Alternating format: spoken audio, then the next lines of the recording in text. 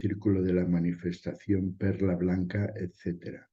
La equiparación entre intelecto, luz y espíritu viene expresada en diferentes hadices en los que podemos leer. Lo primero que Alá creó fue el intelecto, y también lo primero que creó Alá fue su luz, y asimismo lo primero que creó Alá fue mi espíritu.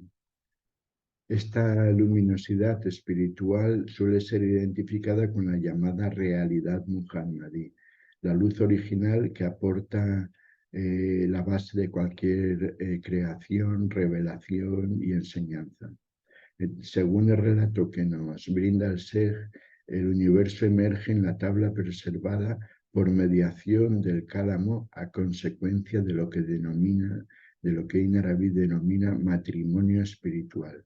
Esto se debe a que todo lo que ocurre todo lo que ocurre promovido por una causa particular es como un hijo de esa causa, que es considerada el padre, mientras que la madre es el emplazamiento donde ese hijo sucede.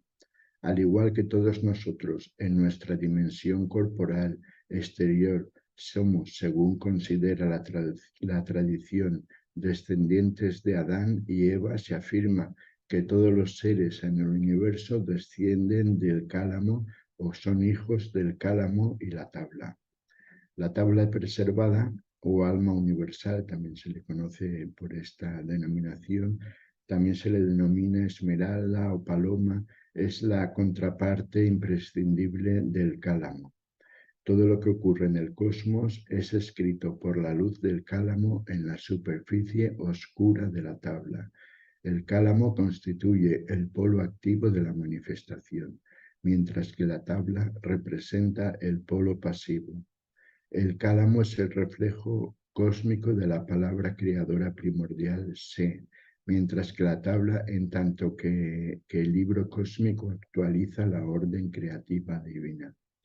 Las criaturas, incluidos por supuesto nosotros mismos, somos palabras de Alá escritas de manera indeleble por el cálamo primordial sobre la tabla preservada. Tanto cálamo como tabla, la cual es equiparable también al prototipo celestial del Corán, tienen un tamaño inconmensurable.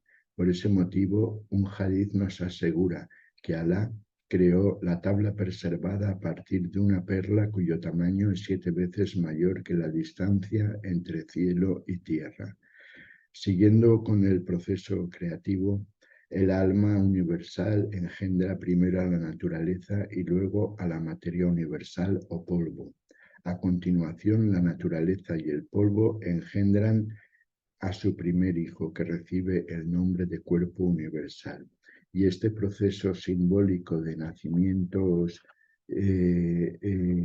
continúa como en una serie prolongada de causas y resultados hasta arribar al suelo, una expresión que designa en general a nuestro mundo. La denominada naturaleza carece de conocimiento por sí misma y actúa siempre siguiendo los dictados del alma universal. Aunque es invisible, asume, tal como observamos en el gráfico, la forma de un rectángulo subdividido en cuatro secciones. Estas divisiones se corresponden a 4 principios dispuestos en 2 pares antinómicos: calor, frío y sequedad, humedad. Por su parte, la materia universal aparece con la forma de un círculo análogo al círculo que rodea la nube, aunque más reducido, siendo la sustancia misma de nuestro mundo. No contiene formas ni partes, y al igual que la naturaleza, es imperceptible excepto por sus trazos. En la materia universal se despliegan los cuerpos imaginales y sensibles, recibiendo también el nombre de polvo, que es la expresión utilizada en el Corán cuando afirma que las montañas serán desmenuzadas convirtiéndose en fino polvo disperso. En definitiva, los moradores del cosmos emergen del polvo y retornan a él. La circularidad como expresión de unidad y de totalidad emerge tanto en la forma de la nube, que es la forma general de la figura que estamos viendo ahora, como en la de la materia universal. Pero si bien el círculo de la nube abarca tanto lo metafísico o espiritual como lo físico, el círculo de la materia universal está relacionado exclusivamente con las manifestaciones más densas. Entonces señala el Sej: esta es la forma del trono divino y del pedestal, el agua sobre la cual se sienta el trono y el aire que mantiene unidos esta agua y esta oscuridad. Al recibir las cualidades de espíritu, alma y naturaleza, la materia universal se ve transformada en el cuerpo universal, definido como la sustancia única de que están compuestos los cuerpos, tanto imaginales como materiales. La circularidad es la primera forma que recibe este cuerpo, por mediación del cual existe la esfera. Así pues, Dios creó la esfera del trono divino, la primera entidad diáfana y luminosa en aparecer que abarca todos los cuerpos del cosmos. Del trono divino penden los dos pies de Dios, uno situado en el paraíso y el otro en el infierno, descansando ambos sobre el escabel o pedestal. El trono es la primera forma compuesta que señala el límite que conduce a la presencia exteriorizada de las entidades cósmicas complejas. Sin embargo, su composición no tiene todavía carácter material, dado que trono y escabel no son propiamente, o pedestal, no son propiamente hablando entidades espaciales. No obstante, se considera que el trono es una forma compuesta porque en su producción intervienen las realidades mencionadas de naturaleza, materia universal, cuerpo universal, así como el componente de la circularidad. El Corán nos refiere que el trono es el emplazamiento divino, precisando: el todo misericordioso se ha instalado en el trono. El trono, que es la plasmación de la misericordia divina, descansa sobre las aguas primordiales y está hueco porque en su interior se ubica tanto nuestro mundo como otros mundos. Pero a pesar de estas cualidades aparentemente espaciales, insistimos en que el trono no se atiene en un sentido literal a la dimensionalidad. Si tomásemos al pie de la letra las características espaciales, nos enfrentaríamos a la difícil tarea de explicar en términos espaciales, cuando el espacio aún no ha sido creado, los modos en que Dios se sienta en él y también la forma en que los ángeles lo rodean. Por ese motivo declara Inaraví: nosotros afirmamos que no hay diferencia entre que los ángeles rodeen el trono y que Dios descanse sobre él, pues lo que no admite espacialidad no acepta unión ni separación. Las entidades del trono y el escabel concretan el patrón universal de la cuadratura. En este sentido, los cuatro portadores del trono corresponden a los cuatro atributos o nombres creativos de Alá, fundamentales, que son el viviente, el conocedor, el deseoso y el poderoso, los cuales sustentan de manera primordial la presencia divina. Los portadores del trono son representados como cuatro ángeles que en ocasiones asumen la forma de un ser humano, un toro, un águila y un león, lo cual evoca sin lugar a dudas la visión tetramórfica del profeta Ezequiel, una visión conocida en la tradición mística hebrea como la Merkaba, o carro de Dios. El hecho de que Dios se siente en el trono con su nombre del todo misericordioso quiere decir que su misericordia es absoluta e indivisa. Es pura misericordia sin posible comparación ni menoscabo, de modo que incluso si ocurre alguna situación angustiosa o negativa en cualquier lugar del cosmos debido a la aparente brutalidad de la naturaleza o a causa de un propósito egoísta, entonces eso es como la medicina amarga que tiene un sabor desagradable, si bien es un remedio infalible para quien tiene que tomarla. En el interior del trono se ubica el escabel que abarca los cielos y la tierra, nos dice el Corán. Tiene forma cuadrangular, siendo el emplazamiento donde reposan alegóricamente los pies de Alá, los cuales suponen la primera polarización en el proceso del devenir.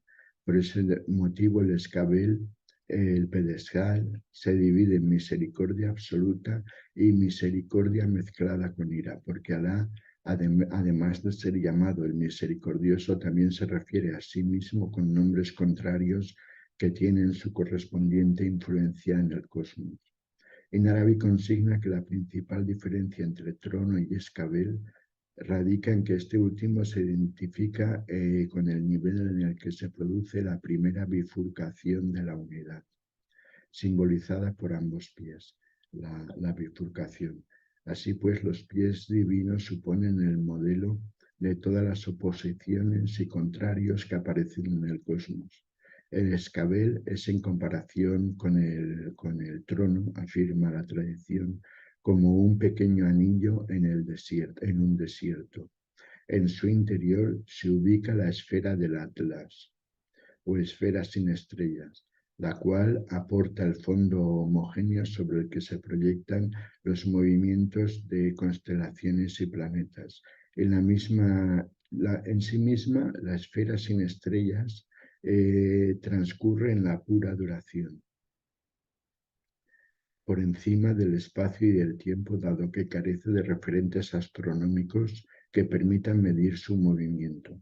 No obstante, cuando dicha duración pura se proyecta sobre la siguiente esfera cósmica, la de las estrellas fijas, como veremos a continuación, da lugar a diferentes divisiones temporales, años, meses, días, etc.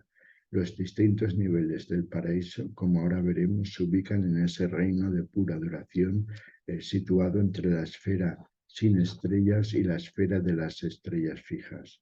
Entonces, aquí en la tercera imagen, Inarabi nos explica los diferentes niveles del paraíso que se hallan insertos en todo lo que viene a continuación, como se ha indicado, se halla inserto en el escabel o en el pedestal, y explica al ser.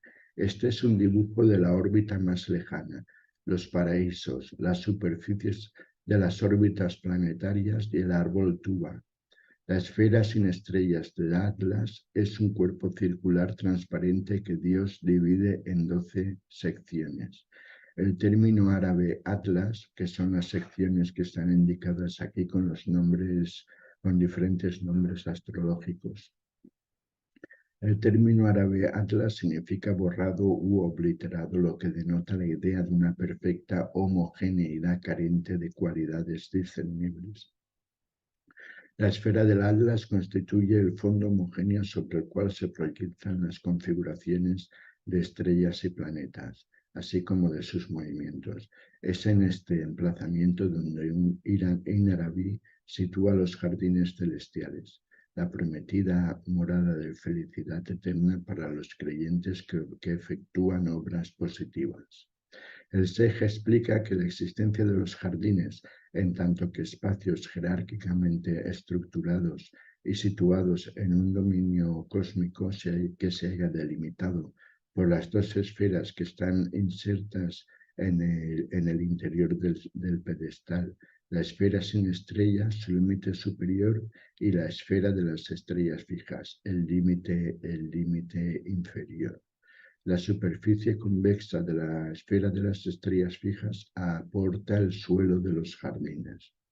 Entonces el dominio paradisíaco, el paraíso, consta de ocho jardines, 7 de los cuales se hallan ordenados jerárquicamente, mientras que el octavo, que es un emplazamiento superior denominado Al-Wasila, o el sendero de la intersección y la vía de aproximación a Alá, atraviesa todos los jardines y está asignado de manera exclusiva al profeta Muhammad. También se conoce como la estación más alabada, la cual es el lugar de la intercesión, en referencia al hadith que especifica que el día del juicio final Muhammad intercederá por todos los seres. Los nombres específicos de cada uno de los 7 jardines han sido extraídos de diferentes aleyas coránicas y de las enseñanzas de los hadices. Entonces, la estructura de los jardines refleja la presencia divina, puesto que se corresponden también con los 7 nombres divinos primordiales, 4 de los cuales ya hemos citado: el viviente, el conocedor, el deseoso y el poderoso, a los que se añaden los nombres del hablante, el oyente y el vidente, mientras que al-Wasila simboliza lo real tal como es en sí mismo. Y dado que esta denominación es el fundamento del resto de los apelativos de los diferentes grados del paraíso, al-Wasila prevalece sobre el resto de los jardines. Las 8 puertas que conducen a los jardines se corresponden con cada una de las partes del cuerpo cuya obligación demanda la Sharia: vista, oído, lengua, manos, estómago, genitales y pies. Cada nivel del paraíso tiene su correspondencia con cada uno de los niveles del infierno que veremos posteriormente, con excepción del corazón y del sendero de la intercesión. Por consiguiente, los que utilizan sus órganos de acuerdo con la ley divina entrarán por la puerta adecuada del paraíso e incluso pueden ingresar, si han utilizado los 8 órganos correctamente, por las 8 puertas del paraíso simultáneamente.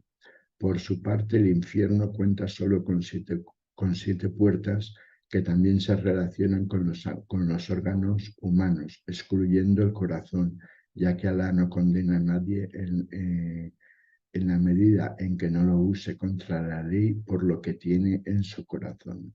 La centralidad y la axialidad se revelan en el llamado árbol tuba, que se encuentra en el centro de los jardines. Este árbol representa al ser humano perfecto.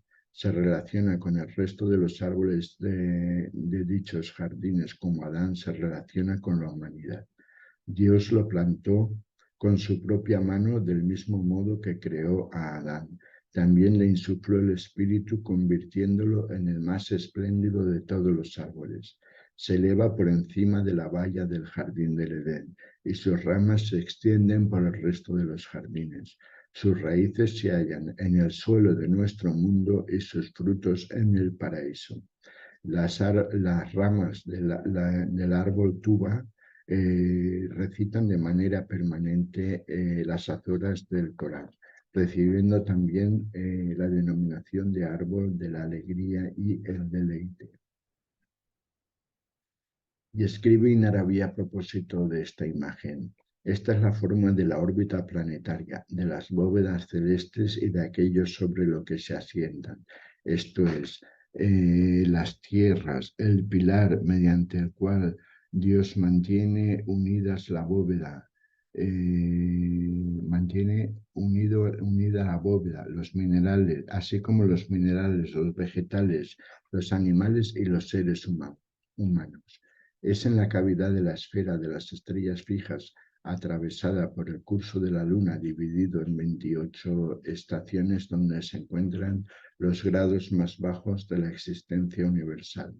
Como se representa en el diagrama, es en forma de cúpulas como Dios creó estos últimos niveles en los que el grado más bajo de la existencia está supeditado a los 7 cielos mencionados en el Corán.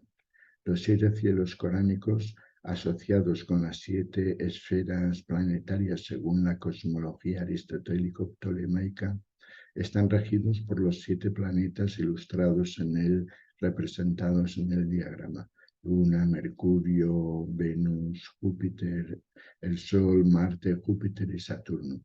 Todas estas esferas están atravesadas por una línea vertical denominada el pilar, en referencia al pilar invisible del universo, que es el hombre perfecto. La línea central traspasa también las 7 tierras coránicas, representadas en el diagrama por 5 semicírculos que simbolizan los 4 reinos del mundo natural, reino animal, reino humano, reino vegetal y mineral. En el núcleo de los cuatro reinos se encuentra un quinto elemento que sostiene el pilar del mundo, el hombre perfecto, a través de cuya existencia Dios impide que el cielo se desplome sobre la tierra. Los grados aún más bajos de la existencia que constituyen el mundo visible aparecen en este diagrama como un espacio vacío. Inarabi nombra tres elementos que no se corresponden con ninguna figura geométrica en el diagrama: agua, aire y oscuridad. Estos elementos se mencionan en el capítulo 61 de las Futuhat al-Makiyya, en el que el Sheikh refiere una visión en la que vio agua flotando en el aire, así como su propia alma en el aire. Por encima de su alma vio el agua a la que el aire impedía descender hacia la tierra. Esta agua, por supuesto, no es el agua que se encuentra en la tierra, sino el agua celestial sobre la que descansa el trono divino, descrita en el capítulo 371 como agua sólida. Según Inarabi, esta agua reposa sobre aire frío que congela el agua. Este aire, especifica, es la oscuridad misma, que no es otra cosa que el reino de lo invisible que solo Dios conoce. Cielo y tierra son el último mundo en la jerarquía de la manifestación cósmica, es decir, el mundo sensible de la corporeidad. El tamaño de este plano existencial en relación con el pedestal es como el de un anillo arrojado en medio del desierto. Los 28 mansiones lunares son las 28 constelaciones por las que transita la luna en su recorrido celeste y se corresponden con el número de letras del alifato. Pero dado que la palabra divina precede a cualquier otro elemento en la creación del cosmos, no son las mansiones lunares las que constituyen el modelo de las letras, sino a la inversa, es decir, que son las 28 letras las que determinan el ciclo lunar. Inarabi relaciona las 28 mansiones lunares con otros tantos nombres divinos. Entonces pasamos a la quinta imagen que Inarabi le llama la tierra de la resurrección. Entonces, esta imagen supone un salto temporal desde nuestro mundo hasta el día del juicio final. Y escribe el Sheikh: esta es la imagen de la tierra de la reunión, resurrección, y de las entidades notables, rangos, el trono y el juicio que contiene, de sus portadores y de las filas de los ángeles. La tierra de la reunión o de la resurrección, como consta ahí en el gráfico, recibe ese nombre porque es el emplazamiento donde se reunirán las criaturas a la espera del juicio último de Dios. Todos los juzgados ya están destinados al infierno o al paraíso, caminarán por el sendero, un estrecho puente descrito en cierto hadiz como más delgado que un cabello y más afilado que una espada. Extendido sobre la superficie del fuego del infierno, el camino se halla oculto dentro del fuego. El puente, representado por una línea horizontal en el diagrama, se describe en el texto como extendiéndose desde la Tierra hasta la superficie de las estrellas fijas. El término también indica, como se representa en el gráfico, una pradera situada fuera de los muros del paraíso y denominada el lugar del festín o del banquete. Y explica Inarabi que el pueblo bendito del banquete o del festín festejará en ese lugar descrito en el capítulo 371 como una tierra blanca inmaculada. El punto de partida del sendero y su punto de llegada están separados por una línea vertical perpendicular que simboliza las cumbres o murallas coránicas, es decir, el muro fronterizo evocado en la azora correspondiente que separa el infierno del paraíso. Y nos dice el Corán: hay entre los dos, el jardín y el fuego, un velo. En los lugares elevados habrá hombres que reconocerán a todos por sus rasgos distintivos y que llamarán a los moradores del jardín: paz sobre vosotros. No entrarán en él por mucho que lo deseen. Cuando sus miradas se vuelvan hacia los moradores del fuego, dirán: Señor, no nos pongas con el pueblo impío. Todos los elementos representados en el gráfico están enmarcados a su vez por 7 filas de ángeles que están representadas y las podéis ver en el gráfico, precedidos o presididos por el espíritu, el ángel Gabriel. El rango del profeta, simbolizado por un círculo, se encuentra debajo del espíritu y del trono. A derecha e izquierda del trono se ubican los púlpitos de los justos o fieles. Como se representa en el diagrama, el trono durante el día del juicio final no se establecerá sobre 4, sino sobre 8 pilares, llevados por los 8 ángeles mencionados también por el Corán. Escribe el Sej a propósito de la 6ª imagen, que es la imagen del infierno. Esta es la imagen del infierno, de sus puertas, moradas y niveles descendentes. El infierno es la inversión de la imagen del paraíso. Ibn Arabi describe el infierno como una estructura circular distribuida en capas o estratos cuyos diámetros decrecen con la profundidad, de manera que si se ve desde arriba toda la estructura parece formar un sistema de anillos concéntricos, tal como vemos en la figura. Entonces, como os he dicho antes, cada una de las 7 puertas del infierno corresponde a uno de los 7 miembros del cuerpo humano antes mencionados. Como especifica también el interior del ser humano en este mundo se convierte en el exterior en el más allá. El centro del diagrama está ocupado por la puerta que vela el corazón, que es el lugar de lo invisible dentro del ser humano. Y esta puerta está descrita en el capítulo 371 como un paraíso rodeado de calamidades y no se abrirá hasta que Dios establezca la servidumbre en la entidad juzgada. Dicha puerta oculta la visión de Dios y permanece sellada por siempre para los habitantes del infierno. Entonces pasamos a la 7ª imagen que dice en árabe: esta es la imagen de la presencia de los nombres divinos, de esta vida mundana, del más allá y del barzaj. Entonces, al igual que existe un orden en el mundo, hay un orden también entre los nombres divinos. 7 nombres principales, también llamados madres de los nombres, son la causa de la existencia del mundo, a saber, el viviente, el conocedor, el deseoso, el poderoso, el hablante, el muy generoso y el imparcial.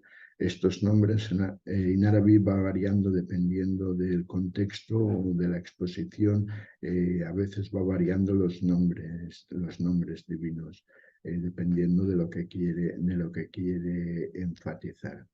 Estos nombres son a su vez los hijos de otros 2 nombres, el administrador y el diferenciador. El nombre del administrador se refiere a aquel que dirige y controla toda la creación, con orden y equilibrio, con independencia del tiempo o el lugar. En cuanto al segundo nombre, el diferenciador dispone cada cosa y asunto engendrado en su propio nivel y estación. En árabe se refiere a ambos nombres, al gobernador y el diferenciador, como los 2 primeros nombres del cosmos. De ahí que sean los líderes de los demás nombres. El gran círculo dentro del diagrama, del centro del diagrama, constituye la morada de este mundo y está rodeado por el istmo, Barzaj. El istmo es el intermediario entre nuestro mundo, lo que le precede y lo que le sigue.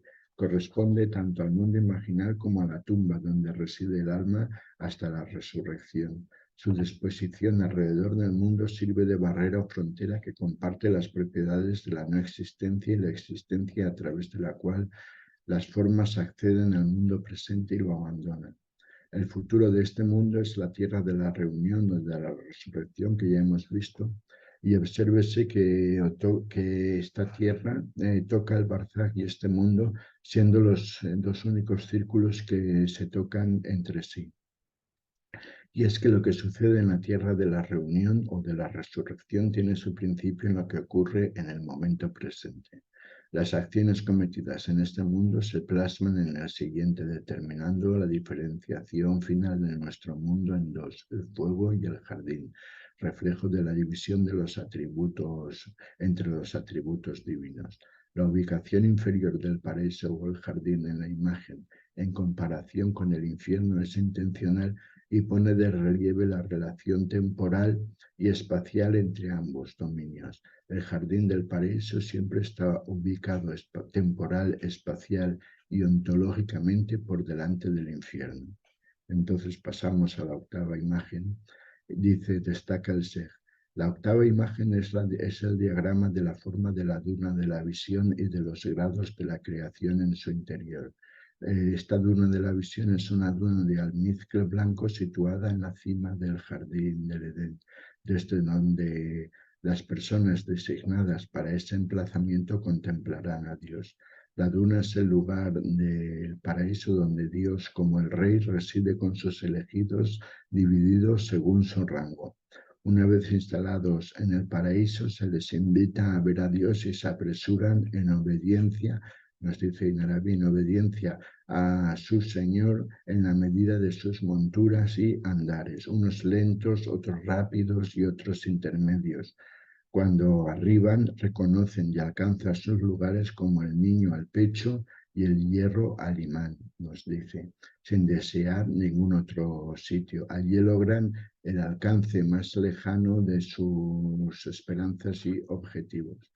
La imagen también se asemeja a una mezquita orientada hacia el centro, pero no hacia el muro de la quibla, y esto se debe a que la quibla ese día será el rostro de Dios que aparecerá en los jardines esenciales que están situados en el centro de la imagen, y luego pues divide en diferentes grados de creyentes las personas o los seres que están destinados a esta morada. Entonces, por último, la última imagen escribe Inarabi que esta es la imagen del mundo en su completud y la jerarquía de sus diferentes grados, tanto espirituales como corporales, tanto elevados como inferiores. Los grados son nube primordial, trono, órbita más alejada, órbita de las estaciones, morada de la resurrección, infierno, presencia de los nombres divinos, moradas paradisíacas y el resto del mundo creado. Como síntesis de los 8 diagramas precedentes, el último diagrama ilustra el conjunto de niveles de la existencia universal representada como una totalidad perfectamente organizada. La imagen en sí consta de 22 círculos que desembocan en el círculo central, que es el 23º. El 23 está separado del resto por 4 secciones que dimanan del centro. El 23 es un número importante. Es el número primo. El Corán fue revelado a lo largo de 23 años y uno de los principales candidatos para la primera noche de su revelación, de la revelación del Corán, es el día 23 del noveno mes. Sin embargo, la Inarabi no explica esta imagen de manera pormenorizada, lo que permite múltiples lecturas. Entonces, ya para concluir, os diré que las dinámicas figuras, las vívidas figuras que transmite Inarabi, insertadas por Inarabi en este capítulo, resumen de forma visual las complejas nociones cosmológicas formuladas a lo largo del texto y que el lector de las iluminaciones de la Meca está llamado a interiorizar. Y nos ofrecen una porosa ilustración, una ilustración de las porosas fronteras entre la visión del mundo, entre la vía espiritual, la cosmología y la escatología, según la visión del mundo de Inarabi. Y bueno, aquí concluimos, espero no haberme hecho demasiado pesadito. Y nada, estoy a vuestra disposición para lo que queráis preguntar. Voy a quitar el...